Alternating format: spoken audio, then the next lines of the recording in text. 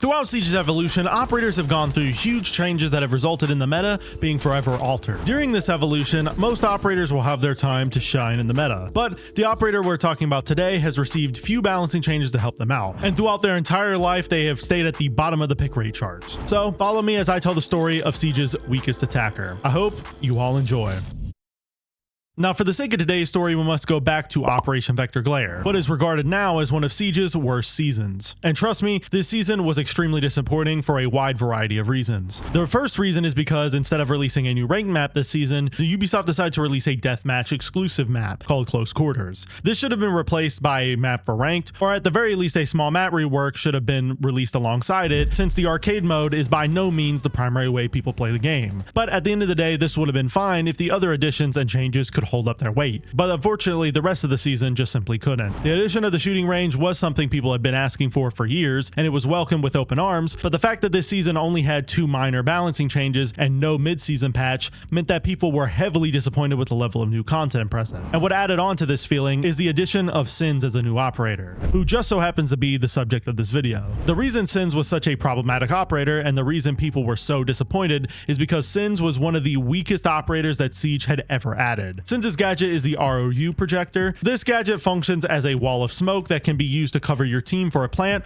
or for other purposes. Now, I'm sure this sounds like a decent gadget on paper, and you may be wondering why this was such a bad gadget. Well, the reason this is the fact that a smoke grenade can fill the same role, and because the hitboxes of them while in motion were extremely inconsistent. This made people quickly realize that just bringing an operator with secondary smoke grenades was vastly better, because not only would you be able to throw them on target much faster, but in many cases they would provide the same coverage that Sins' gadget would. This combined with the fact that Sins was a 3 armor upon release and they had a really bad gun made them an absolute disaster to play. Sins really didn't offer anything for the team at large, and their individual strength was terrible as well, which made it hard for them to be justified being brought in any situation, which obviously caused their pick rate to immediately be abysmal at all levels of play. And luckily, Ubisoft would buff Sins in the next season, Operation Solar Raid, but trust me, this would unfortunately be rather disappointing. Operation Solar Raid released on November 21st, 2022, and this season was packed to the brim with new content. However, a lot of it would be extremely dangerous and controversial for the game's future. This season's operator would be none other than Solace, likely the most influential and overpowered operator Siege had seen for a very long time. The reason she was so strong is mainly due to her gadget, because it was basically just IQ's ability on the defense. This opened up so many possibilities that weren't remotely possible before, since her gadget had a ridiculous range and a short cooldown. Solace could keep track of everything the attackers were up to at a click of a button, and she didn't even have to be close by. Using this insane ability, she could run out and flank attackers based on any information she could gather. And on top of that, her loadout was solid and she was a 2-speed, allowing her to pick up a ton of frags. Due to her existence, droning had become 10 times more difficult for the attackers, which incentivized both the defense and offense to play aggressively, to take advantage of or to avoid her intel, making the game even more aggressive than it already was. Another hugely influential addition that this season made that resulted in the game becoming more aggressive than ever was the addition of Rank 2.0. There was a litany of changes that this system implemented, but the ones that are important for this story is the removal of ranks as being a matchmaking tool, replacing it with a hidden MMR system, and the system's huge focus on unlocking rewards instead of becoming a better player. The rank system might seem like an isolated piece of new content, but its influence on the psychology of the player base would have a huge impact on our story today, because it, alongside the balancing changes Ubisoft decided to go through, would result in the rise of Warden, one of the biggest counters Sins had at the time, which would make picking them an even more risky endeavor. Speaking of Sins, as part of the balancing of Solar Raid, Ubisoft finally decided to address them again balancing wise. However, instead of addressing Sins' terrible gun and their awful gadget, Ubisoft decided to instead make Sins a 3-speed,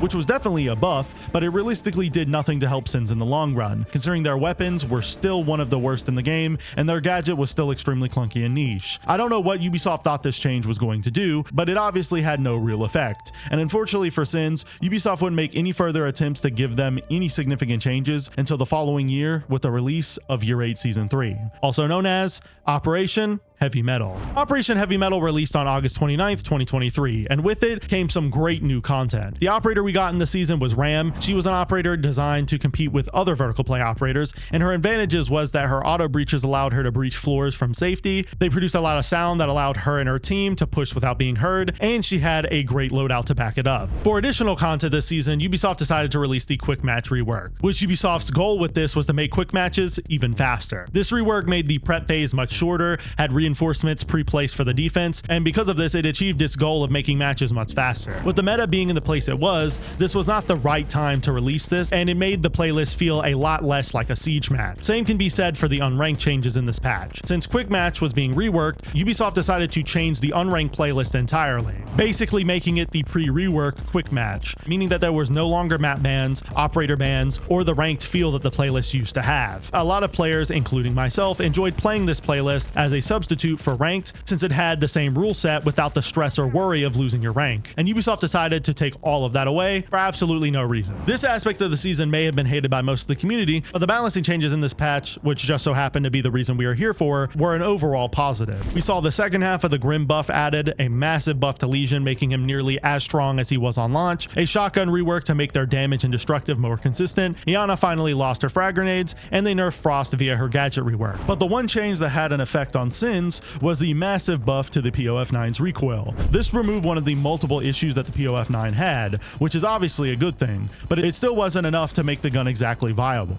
because of the fact that the damage was still low and its fire rate was middling at best. And on top of that, since Sins' gadget was still extremely weak, there wasn't really anything in their kit that could help them climb the pick rate and win rate charts. Luckily, Ubisoft would continue this buffing spree for Sins going into the next season, Operation Deep Freeze. But the changes that they would implement wasn't the ones that you'd expect. Operation Deep Freeze was released on December 6, 2023, and content-wise, this season was pretty solid. We saw the introduction of Superlight as the new operator, Lair as the new map, and a large amount of balancing changes as usual. Superlight was and still is arguably one of the strongest operators in the game. His gadget is the Zoto canisters. These throwable devices, when deployed, will freeze anything in their radius, which will stop any gadget from activating or deploying. This counters hard breachers extremely well, and it's arguably Superlight's best use case, because he can throw his canisters on a reinforced wall, and it will stop any hard breaching gadget from going off, making it pretty easy to ban a trick or Cade trick with Superlight alongside you. The new map Lair was pretty hated upon release, but we'll have to see how it is received over time as the game progresses. Then all this season did really balancing change wise was buff Maestro, nerf Mira, nerf the 5.56 Commando, nerf frag grenades due to their strength compared to other options, and Ubisoft moved around a lot of operator secondary gadgets to adjust for the frag grenade nerf. But the one change that had an effect on our character Sins was the decision to replace their Gone 6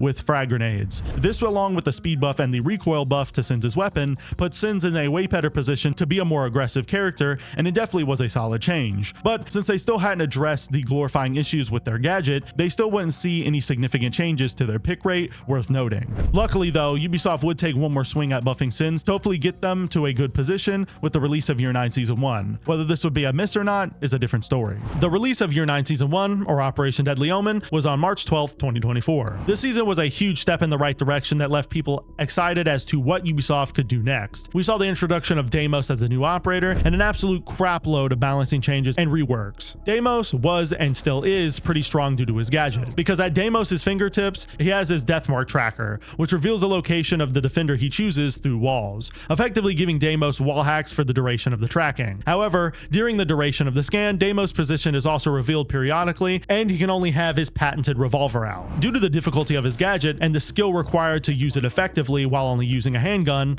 he would never have a huge foothold in lower ranks. But at the higher ranks is where he would really shine, because teams could use him effectively with their level of comms. As for the season's balancing changes, there is a lot to talk about here, but the main things are the shield rework, the Azami nerf, the LMG rework, the repel changes, and trajectory pre-visualization. However, the reason we are here in today's video is the buff to Sins. Now I'm sure you're wondering, what did Ubisoft do this time? Did they buff their gadget by making their hitboxes more consistent? Did they buff their loadout significantly? No. All they did was give Sins one extra smoke wall. This obviously, as I'm sure you know, was not enough to make Sins even remotely viable, since all of the problems with them on launch were still present. Since all of the problems we have been discussing throughout this video are still present, the only things that have improved is that Sins' secondary utility is vastly superior, and due to the extended barrel buff, their gun does a lot more damage. Then they obviously have the extra smoke wall that I mentioned earlier, but other than those small tweaks, they are virtually the same operator, and even today they are widely considered to be the weakest attacker in Rainbow Six Siege history, and some would argue that Sins is the weakest operator in the game as a whole, and I'm sure many of you watching agree with that statement. Anyways, hopefully you guys enjoyed today's story of the weakest attacker in Rainbow Six Siege history. If you did, I make Siege content just like this twice a week, so go subscribe to the channel and follow me on Twitter if you don't want to miss the next upload. Now, if you want to watch another video just like this one, of me popping up on your screen right now that I'm sure you all enjoy. I'll see you next time, friends, and peace.